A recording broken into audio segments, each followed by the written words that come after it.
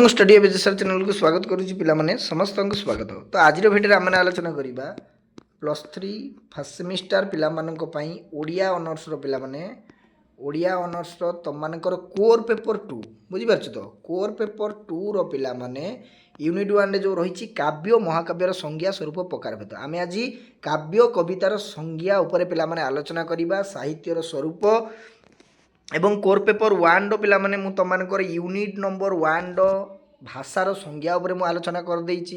भाषार जो short question गुडी रही ताहा मध्य मु आलोचना करिछि। सिलेबस क्वेश्चन पैटर्न मध्य पिला माने आलोचना करिछि।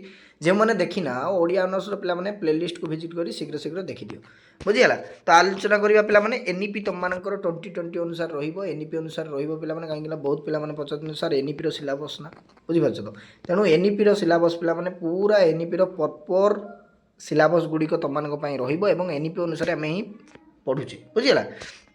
देन चैनल को जब प्रथम थर पे देन चैनल को ये सब्सक्राइब करके ऑल नोटिफिकेशन ऑन करने जमार भूलु ना और काइंडली पे निज निजर डिपार्टमेंट फ्रेंड मान को शेयर कर दियो कहीं जहाँ भी पे क्लास करा प्रतिदिन 7टा बेले बुझीपार तो 7टा बेले तुम पे क्लास हो तेणु ताकू नोट डाउन कर पे बुझीपार तो कहीं मुझे कहूँ नोट डाउन करने बारंबार कहीं देख पे तुम सेमिस्टर एग्जाम पे 4 ରୁ 5 मास भर मैक्सिमम यूनिवर्सिटी हो बुझीगला। तेणु जो पे नोट डाउन कर ही बैग लगे 100% मुझे कहूँ बुझीपार जो मैंने नोट डाउन करनी क्लास बर्तमान करनी देन तुम ही पे बैग लगे डेफिनेटली बुझीगला।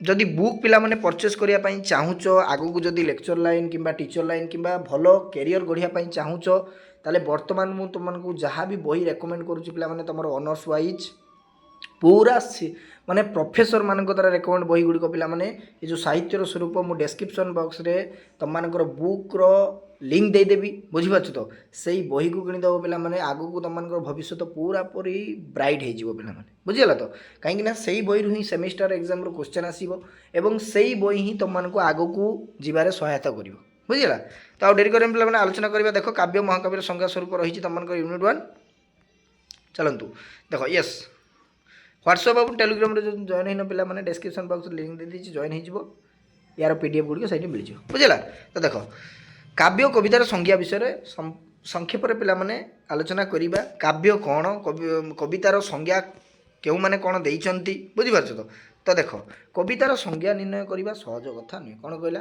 ना कविता एमती एक जिनस पिला माने तार संज्ञा बा डेफिनेशन निर्णय करवा सहज कथा नुहे कहीं ना कविता को केवल हृदय भितर अनुभव करेंगे जिते बेले जड़े कवि कविता लिखि था पिला माने से कौन मनरू भाविकी लिखि था कि ना केबे भी लिखि से गोटे जिनिस को देखि सारापर ता भीतर जो अंतर भितर जो वेदना आसब बुझीपार तो अंतर भितर जो वेदना आसब ता हृदय भितर अनुभव हम बोला माने बुझीपार तो अनुभव कर सारा पर से गोटे कविता लिख बुझीगला।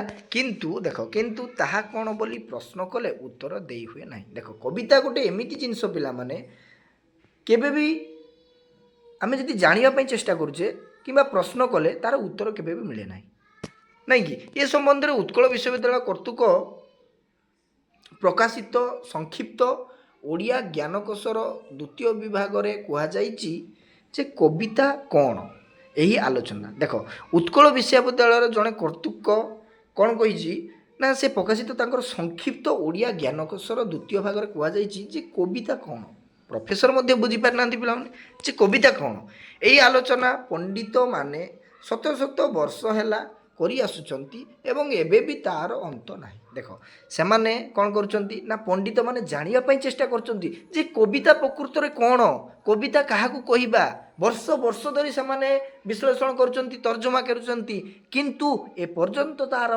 उत्तर नाही बा अंत नाही कविता प्रकृत रे कौन बुझीगला।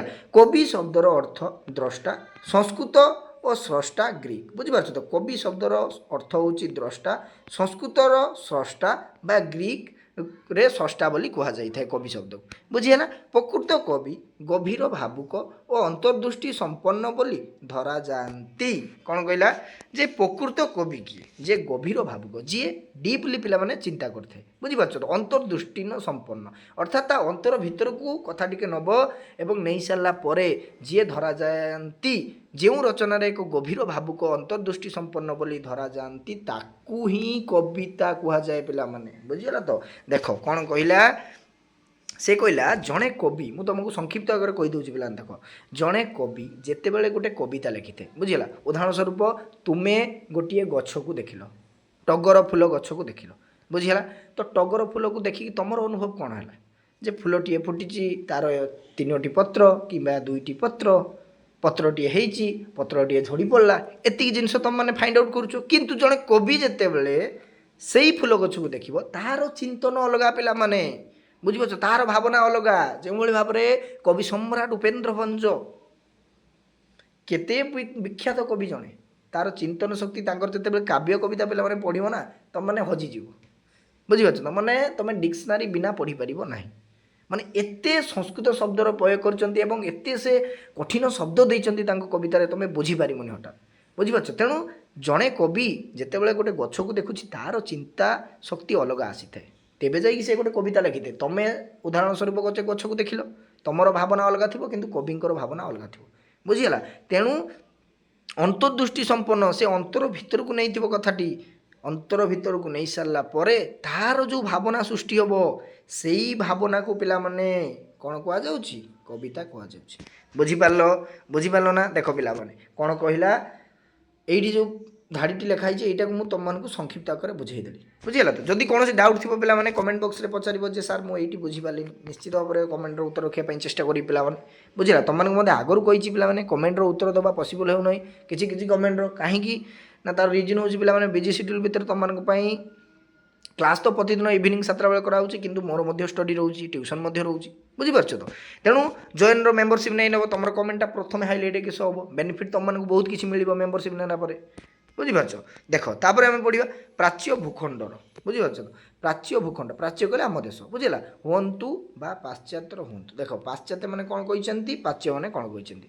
ଯେଉଁ ତତ୍ତ୍ୱବିତ୍ କବିତାର ସଂଜ୍ଞା ନିର୍ଣ୍ଣୟ କରିଛନ୍ତି, ସେମାନେ କବିତାର ଗୋଟିଏ ଗୋଟିଏ ବୈଶିଷ୍ଟ୍ୟକୁ ଚିହ୍ନେଇ ଦେଇଛନ୍ତି। ପୁଣି ପ୍ରଶ୍ନ କଲା, ଦେଖ ପିଲାମାନେ, ଏଠି କହିଲା ଯେ କବିର ଭାବନା ଏବଂ ଅନ୍ତର୍ଦୃଷ୍ଟିରୁ ଯେଉଁ ଶବ୍ଦ ବାହାରୁଛି ବା ଯେଉଁ ଗୀତ ବାହାରୁଛି ତାକୁ କବିତା କୁହାଗଲା, କିନ୍ତୁ ପାଶ୍ଚାତ୍ୟମାନେ ତାକୁ ସ୍ୱୀକାର କଲେ ନାହିଁ। କ'ଣ କହିଲା ନା, ଯେଉଁ ତତ୍ତ୍ୱବିତ୍ ମାନେ କବିତାର ସଂଜ୍ଞା ନିର୍ଣ୍ଣୟ କରିଛନ୍ତି, ସେମାନେ କବିତାର ଗୋଟିଏ ଗୋଟିଏ ବୈଶିଷ୍ଟ୍ୟକୁ ଚିହ୍ନେଇଛନ୍ତି। ବୁଝିପାରୁଛ? ମାନେ କବିତାର ଗୋଟେ ଗୋଟେ ଅଂଶକୁ ସେ ଚିହ୍ନେଇଛନ୍ତି, ପ୍ରକୃତ କବିତାକୁ ଜାଣିନାହାନ୍ତି ସେମାନେ।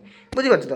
ଏସବୁ କବିତାର ସଂଜ୍ଞାର ଖଣ୍ଡିତାଂଶ ମାତ୍ର, ସ୍ୱୟଂ ସମ୍ପୂର୍ଣ୍ଣ ସଂଜ୍ଞା ନୁହେଁ। ବୁଝିପାରିଲ ତ? ଏଟା ଖଣ୍ଡ ହେଇକି ସଂଜ୍ଞାଟି ଦିଆଯାଇଛି, କିନ୍ତୁ ସ୍ୱୟଂ ସମ୍ପୂର୍ଣ୍ଣ ସଂଜ୍ଞା ନୁହେଁ, ମାନେ ପୁରା ସଂଜ୍ଞା ହେଇନାହିଁ କବିତାରେ। କବିତା ପ୍ରକୃତରେ କାହା କୁହାଯାଏ ସେମାନେ ମଧ୍ୟ କହିପାରିନାହାନ୍ତି। କେଉଁମାନେ କହିଲେ? ପ୍ରାଚ୍ୟ ଏବଂ ପାଶ୍ଚାତ୍ୟବିଦ୍ ମାନେ ମତ ଦେଲେ। ବୁଝିଗଲା? ସମ୍ପୂର୍ଣ୍ଣ ପରିଚୟ ପ୍ରକାଶକୁ ନୁହେଁ, ସେଇଭଳି ଅଳ୍ପ କେତୋଟି ସଂଜ୍ଞାକୁ ଏଠାରେ ଉଦ୍ଧାର କରାଯାଇଥାଏ। ବୁଝିପାରିଲ? ଯେଉଁମାନେ ସଂଜ୍ଞା ଦେଇଛନ୍ତି ସେଠାରେ ଅଳ୍ପ କିଛି ସଂଜ୍ଞାକୁ ଆମେ ସଠିକ୍ ବୋଲିକି ଗ୍ରହଣ କରୁଛୁ। ବୁଝିପାରିଲୁ? ଦେଖିବା, ଦେଖ ପିଲାମାନେ, ଏତିକି ନୋଟ୍ ଡାଉନ୍ କରିଦେବ କବିତାର ସଂଜ୍ଞା ଉପରେ, ଇଣ୍ଟ୍ରୋଡକ୍ସନ୍ ପାର୍ଟ ରହିବ ଏତିକି। ବୁଝିପାରୁଛ ତ? ଏତିକି ନୋଟ୍ ଡାଉନ୍ କରିଦେବ, ବହୁତ ହେଲ୍ପଫୁଲ୍ ହେବ ପିଲାମାନେ। ଏଗୁଡ଼ିକ 2 ମାର୍କ ହେଇଗଲା, ତୁମର 5 ମାର୍କ ଲଙ୍ଗ୍ କ୍ୱେଶ୍ଚନ୍ରେ ବହୁତ ହେଲ୍ପଫୁଲ୍ ହେବ ଯେତେବେଳେ ସିଲେକ୍ସନ୍ ପ୍ରଶ୍ନ ଗୁଡ଼ିକ ଦିଆଯିବ ନା। ବୁଝିପାରୁଛ ତ? ଉତ୍ତର କରିବାରେ ତୁମମାନଙ୍କୁ କୌଣସି ଅସୁବିଧା ହେବ ନାହିଁ। ବୁଝିଲା ତ? ଆହୁରି ମଧ୍ୟ ଦେବି ପିଲାମାନେ ୟାର ଇଣ୍ଟ୍ରୋଡକ୍ସନ୍ ପାର୍ଟ। ତୁମମାନଙ୍କୁ ବର୍ତ୍ତମାନ ମୁଁ ବୁଝାଉଛି ଯେ କବିତା କ'ଣ, କାବ୍ୟ କ'ଣ, ୟାର ସଂଜ୍ଞା କ'ଣ, କନସେପ୍ଟ ପ୍ରଥମେ କ୍ଲିଅର୍ ହେବ। ବୁଝିପାରୁଛ ତ? କ୍ଲିଅର୍ ହେଲା ପରେ ତୁମମାନେ ନିଜ ଓନ୍ ୱାର୍ଡ଼ରେ ମଧ୍ୟ ଲେଖିପାରିବ। ବୁଝିଲା? ଦେଖ, ପ୍ରଥମେ ଆମେ ଦେଖିବା କେଉଁମାନେ କ'ଣ ସଂଜ୍ଞା ଦେଇଛନ୍ତି। ବିଖ୍ୟାତ ଆଳଙ୍କାରିକ ବିଶ୍ୱନାଥ କବିରାଜ କହନ୍ତି, ଦେଖ ପିଲାମାନେ, ବିଖ୍ୟାତ ଆଳଙ୍କାରିକ ବିଶ୍ୱନାଥ କବିରାଜ କହନ୍ତି, କ'ଣ କହିଛନ୍ତି? ବାକ୍ୟଂ ରସାତ୍ମକଂ କାବ୍ୟମ୍, ଅର୍ଥାତ୍ କ'ଣ ନା, ବାକ୍ୟ ରସଗର୍ଭକ ହେଲେ ତାହା କାବ୍ୟ ବା କବିତା ପଦବାଚ୍ୟ। ବୁଝିପାରୁଛ? ବାକ୍ୟ ଯଦି କୌଣସି ରସଗର୍ଭକ ହେଉଛି ପିଲାମାନେ, କୌଣସି ସେଥିରେ ଛନ୍ଦ ରହୁଛି, ଆମର ଯେଉଁ ଅନ୍ତାକ୍ଷରୀ ବର୍ଣ୍ଣ ବା ମାଳା ରହୁଛି, ତାହେଲେ ତାକୁ ଆମେ କ'ଣ କହିବା ନା, କାବ୍ୟ କବିତା ପଦବାଚ୍ୟ। ବୁଝିହେଲା? ନେକ୍ସଟ କ'ଣ କହିଛନ୍ତି ଦେଖିବା। ଦେଖ, ବିଶ୍ୱନାଥ କବିରାଜ କହିଲେ କ'ଣ? ବାକ୍ୟ ରସମ କାବ୍ୟମ୍। ନେକ୍ସଟ ୱିଲିୟମ୍ ୱାର୍ଡସୱର୍ଥ କ'ଣ କହନ୍ତି? विलियम वर्ड्सवर्थ कहती जे poetry is the spontaneous overflow of powerful feelings पिला माने कौन कहला ना पोएट्री कविता होची एक शक्तिशाली स्पॉन्टानियस ओवरफ्लो ऑफ पावरफुल फीलिंग शक्तिशाली अनुभूतिर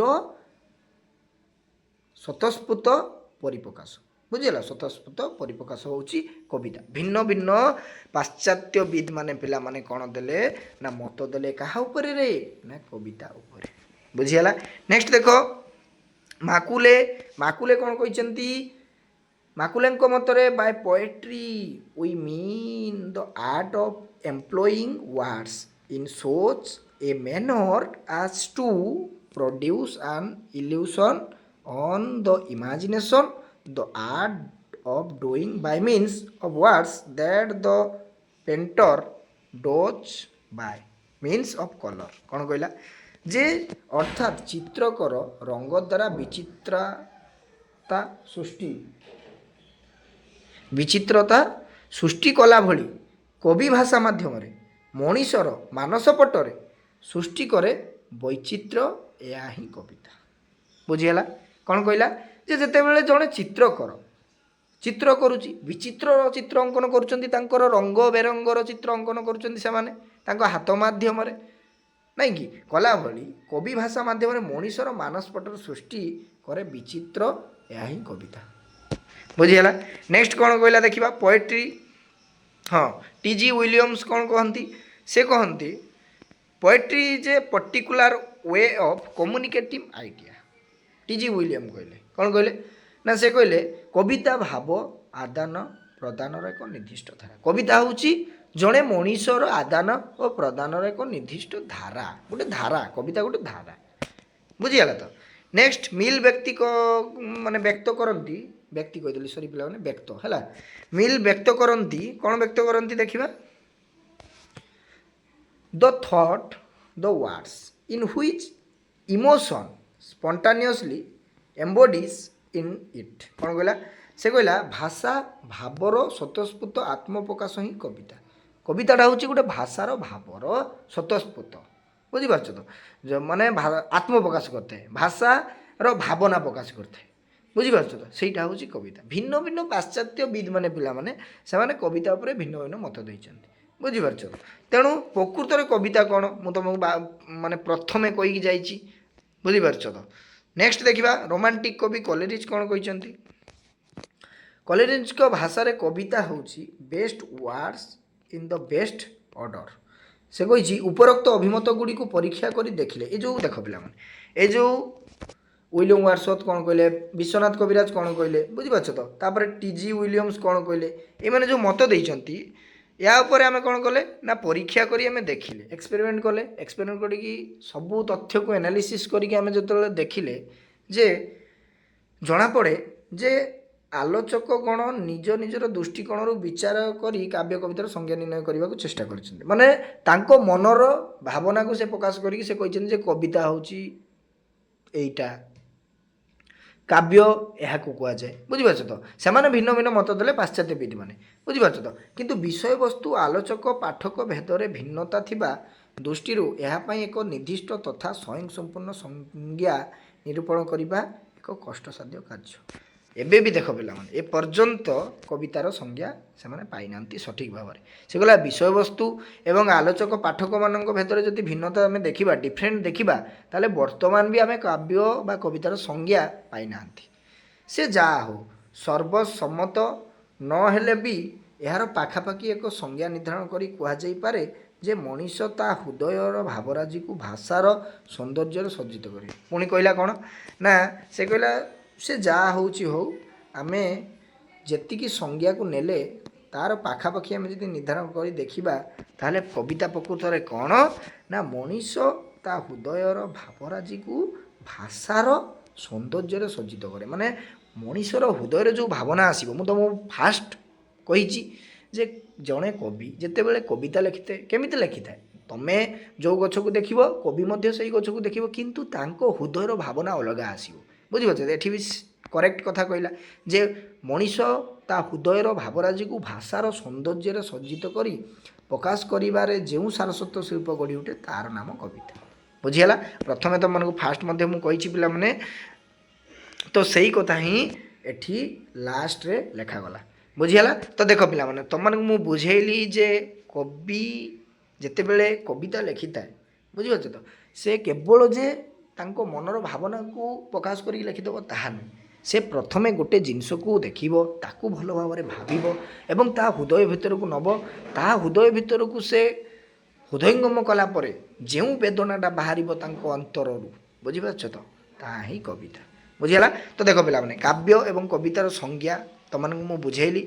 କାବ୍ୟ କ'ଣ, କବିତା କ'ଣ ଏବଂ ତାପରେ କେଉଁମାନେ ସଂଜ୍ଞା ଦେଇଛନ୍ତି ତାହା ମଧ୍ୟ ମୁଁ ଆଲୋଚନା କଲି। ବୁଝିଲା। ୟା ଭିତରେ ଯାହାର ଯେଉଁଠି ଡାଉଟ୍ ଥିବ ପିଲାମାନେ ମୋତେ ପଚାରିପାରିବ, କମେଣ୍ଟ ବକ୍ସରେ ଉତ୍ତର ରଖିବା ପାଇଁ ଚେଷ୍ଟା କରିବି। ନେକ୍ସଟ କ୍ଲାସ୍ରେ ଆମେ ପିଲାମାନେ କ'ଣ ପଢ଼ିବା ନା ସ୍ୱରୂପ ଏବଂ ପ୍ରକାରଭେଦ ପଢ଼ିବା କାବ୍ୟ କବିତାର। ବୁଝିଗଲା। ତ ଆଜି ପାଇଁ ଏତିକି ରହିଲି। ସମସ୍ତଙ୍କୁ ସାଧୁବାଦ। ଥ୍ୟାଙ୍କ ୟୁ, ଧନ୍ୟବାଦ।